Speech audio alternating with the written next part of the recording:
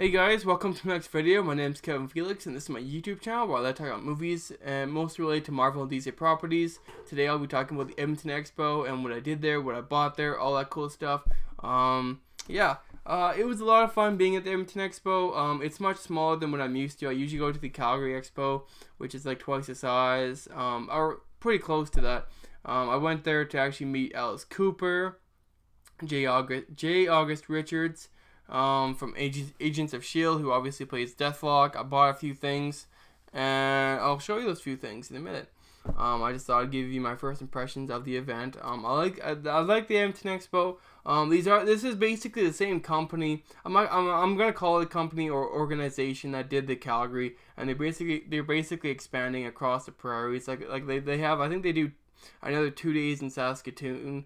For the Saskatoon Expo at some point. I'm not sure when it is. I obviously won't be going to that one because it's just simply too far for me to go. But they're kind of their own organization that's going across the country and making these little expos, and they're expanding. It's a really ingenious idea to at least get that kind of geek culture to spread around a lot easier by having these events. Like, you never know who you'll meet at each of these events. Like, I met a lot of Deadpool's and even Doctor Who's, Star Trek. I just loved a lot of it. Like, it was so much fun. Like, that's where I go home because I love that kind of that genre of people not caring what other people like wear, or that cool stuff. Like, no one's gonna judge anybody. So that's what I like about Comic-Con or Expo events like that, because everybody goes there to enjoy what they wear and what they are and what they like, and what they put their blood, sweat, and tears into doing. Like, it's their way to get out of reality for maybe a day or so and be able to do cool stuff. Like, I met a guy in line at Alice Cooper, and we talked. I think Alice Cooper obviously had a long line, and I was talking to this guy, and he was behind me, and we were talking about, I don't know what, we put like probably 7 different TV shows and movies in a span of maybe 25 minutes, and we were talking constantly. It was so cool, and he had 2 kids going around. He brought with him, and it was so cool. And you never know. I think at this point, it doesn't, in general, it doesn't matter how old you are. You're still able to enjoy those things. Either you bring your kid on a body leash or something. It's like, at least I can still go to these events without having to be tied down by regular life stuff, obviously. I'm not saying it's bad to have kids or nothing like that. Like I said, I just said, there are always ways to go to these events and still have your kids, or supervise your kids, stuff like that. Family-oriented stuff, so that was cool. I'm going to jump right into J. August Richards from Agents of S.H.I.E.L.D., who I met. It was a lot of fun. He had actually talked to me for more than a few minutes. Like, it was really awesome. Some celebrities, I'm not saying all of them, do just sign stuff like, oh, how are you? And it's like, good, okay, thank you for your autograph. I think you end up going, and that spans maybe 5 seconds. He talked to me over 5 minutes, and I was talking about Agents of S.H.I.E.L.D., and I did ask him if we would see him in season 2, and do you know what he said? I can't comment on that. And I said, thank you very much for confirming what I already knew, that you will be making an appearance. Like, today, it's almost a cultural thing for them to say that, and we already know it's a yes. So, like, he understood that, and he says, and you say, okay, something I don't, or, they play that cards where, it's obviously a non-disclosure agreement, and they can't talk about it.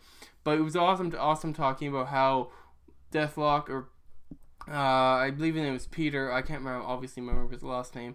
The character he played in Agents of S.H.I.E.L.D. But where the character is going at this point, being obviously he's become Deathlock, but at least he's not tied to Garrett. Or Garrett, obviously Garrett was played by Bill Paxton in the finale, or in the final. Yeah, Bill Paxton. I'll just say Bill Paxton. He was a Hydra agent who actually forced J. August Richards' character of Deathlock to do all this bad stuff, obviously, because Garrett had his kid, so it was basically using the kid against him to do his will. But at this point, obviously, we know Garrett is dead, and Deathlock was set free, so we may see him as like kind of that hit, like he hit bottom, but he got what he wanted, and he'll become a superhero. someone who maybe will rejoin Shield, with Coulson. Like, I can't wait to see what's gonna happen. It was cool meeting the guy. He's an awesome guy. I love actors. Obviously, they have long lines, then they have to run through people. But at least if I can take a minute or two to talk to them, how, like, what they feel, because it's not always about the autograph. Like, it's awesome to get the autograph, but if you at least can like, talk to them for a minute or two and get to know them, even in a span of 2 minutes, get to know them. That means a lot for the good communication between the fans of the celebrity and the celebrity, him or herself. Of knowing, okay, what the fans like and what they don't like and what works, and, you know, having good, conscious, good communication between the fans and the celebrities. So yeah, that's pretty much it.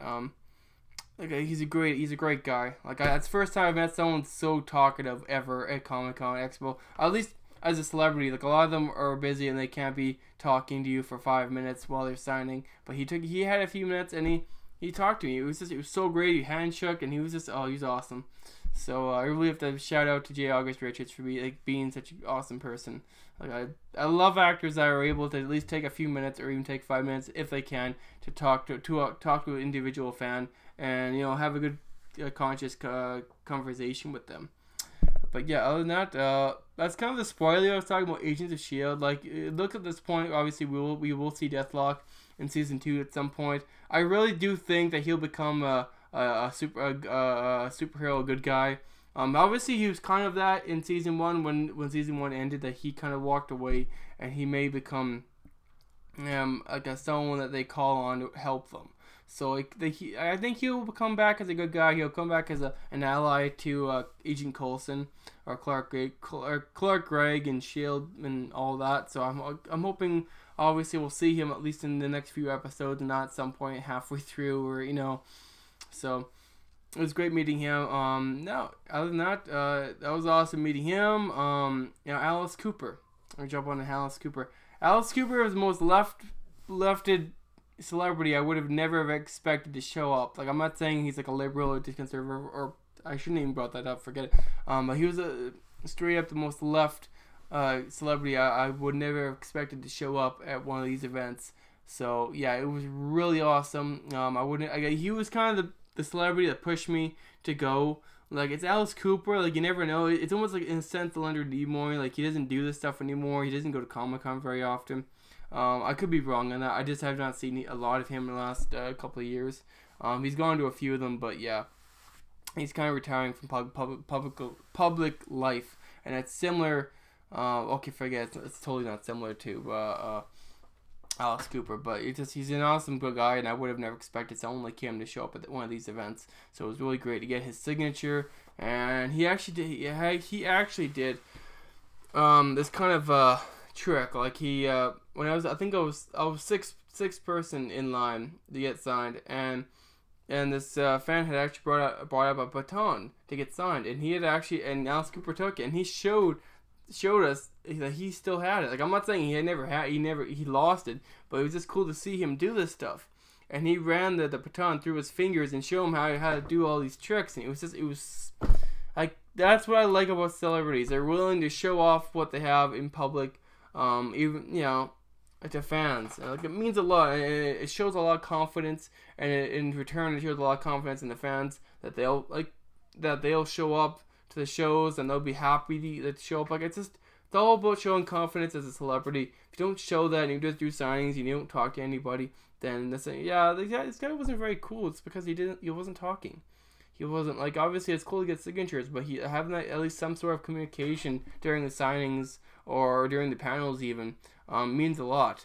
Like, between being asked to come back to an expo or not. It's like Stan Lee.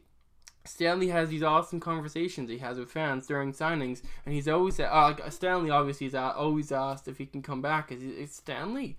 But yeah, someone like Alice Cooper, being how out of left field he was to show up at an event like this, so it was really awesome to meet him, and like seeing him it's really cool. I've seen people get records signed by him. It was really cool. It was a good experience. Yeah, it was really awesome. To get off of that, I think it was just him and J. August Richards that I got signed. I didn't really get anybody else. I didn't have a lot of time since the whole gridlock of Edmonton took up a lot of time. I did have plans to go to the West Edmonton Mall that night, which I did. I want to show you a few cool things that I got. I'm actually gonna show you this drawing that Don Sparrow. He's an artist. He showed up from. I believe it was somewhere in Saskatchewan. I think Saskatoon. He said about talking to one of the fans. He was from Saskatoon. He does these awesome drawings. He's able to sketch you and then make you into either your villain or a superhero of your choice. I did see him do several, so I thought, screw it, I'm gonna do it. I did get one done of me as the Wolverine. It's one chick. The cool, awesome Wolverine I got. Hope you like it. Obviously, you recognize it from the X-Men Days of Future Past outfit that Wolverine wore. I did have a reference picture for him to take it from, so that's basically what he took it from, was a reference picture. It gave me the whole Wolverine picture of the Wolverine hair. Like he asked me, okay, do you want the Wolverine hair? It's like, damn right. And it's like, yeah, you really don't need the beard. I've obviously already got the beard. But yeah, it was really awesome stuff. I wish he could have made a larger one, possibly, with the Wolverine claws, the adamantium claws, but that's okay, don't worry. Like, I was really happy. He was an awesome guy. If you ever want to get a drawing done of some sort, even if you live across the world, you can send him a photo. He'll do a sketch and then like send it through the mail to sketch or a picture or a scan, basically. So he's an awesome guy. Don Sparrow, if you want to look him up, he's awesome. And then I also got a comic. I also got an awesome comic from a seller I know from the Calgary Expo. He's a pretty well renowned. Yeah, I don't know him that well, but I did get a comic from him. He has several other comics that are worth well over the $4,000 mark. The first appearance of Thanos, which I really hope to get, but unfortunately he'd actually sold it to someone. I did get the X Factor number 6. One of the first appearances of Apocalypse, X-Men. Basically, this comic, X Factor number 6 and X Factor number 5, which are basically a part 1 and part 2 of the storyline of Age of Apocalypse for the upcoming X-Men film. Similar to the X-Men Days of Future Past film. Basically that there are 2 comic books based on that film. Like, it's like part 1 and part 2 for the book, but they were able to put all of that into one movie. So that's kind of similar to the Age of Apocalypse, where they have 2 comics, part 1 and part 2, based around the appearance of Apocalypse, the very first appearance in 1986 issue. And yeah, that's pretty much how it is. I hope you guys enjoyed that. That's awesome. I bought it for a little around $85. It was pretty cool. Yeah, so that's why I like to collect comics that are at least part 1 and part 2 films, or like a lot of the X-Men ones are like that. So I try to get it both part 1 and part 2. Otherwise, it's not a complete set for that based on the film. Like I do collect cast sign posters. I do actually have I'm gonna throw this out here anyways. I don't really care. I'm gonna be quite open here. I do have a buyer, a seller I know through Marvel. Like, I don't know what part of Marvel. He works for Marvel Entertainment. I started buying posters from him last year. I thought it might have been a gimmick, but screw it. I gave it a try. I bought a poster. He set a price at it. It was actually considerably smaller. Just because he was aiming for letting people know that, okay, you can buy these posters, and it's a lot better if at least fans who won't try to sell it at least for a couple of years get them, rather than those who are basically dealers who want to sell these posters straight out. But yeah, I've been buying these posters from him for probably 2 years now. I've got like Iron Man 3, X-Men Days of Future Past, Thor: The Dark World, Captain America: The Winter Soldier, Guardians of the Galaxy. The only ones that weren't sold by him, or the ones I bought from him, were the Godzilla cast sign poster, which, you know, I usually collect the comics that go with the poster, the movie, basically. So just like I have the X-Men Days of Future Past based comics that go with the cast sign poster that I have, and it's really cool. I just like having at least the book that the movie is based on. So that kind of thing. I'm not trying to rant too far on this. I think it's quite cool. I like talking about this kind of stuff. So yeah, that's why I like collecting comics. And then I'm hoping to get the first appearance of Vision for the upcoming Age of Ultron. It's been kind of elusive on eBay. I'm trying to get it. The first appearances of Ultron. I actually have the first. I think it was the 2000. I'm trying to think of it. I have the CGC signed comic of the new version of Ultron. Unfortunately, it's in the chest right now. It would take me a couple minutes to get into it, but signed by Stan Lee. This the Age of Ultron. I think it was a newer version of it. It was CGC 9.8. It was great. I bought that one just because if I wasn't able to get the old version, like the very first appearances in the 60s, based on the first appearance of Ultron, I wasn't able to get that. At least I had something. So it's better to have something than nothing. But yeah, that's why I like collecting. I collect the movies to go with, or the comics, and then collecting the cast iron posters that are based off of the comics. I just think it's cool stuff, really awesome stuff. Getting back to the expo, other than that, guys, I actually bought this T-shirt there, X-Men, the Uncanny X-Men. I love it. I like buying T-shirts like this. So, like, I have some Marvel ones. Yeah, I bought this. Other than the comic and that, and I actually went to the West Edmonton Mall too that night, and I put my name in to win a Ferrari. We'll see what happens with that. It was a lot of fun at the Edmonton Expo. I'm trying to think of what else I might be missing. I also want to show you this cool concept art. You might know of this concept art. It didn't come from the expo. I just thought maybe I would include it in this video.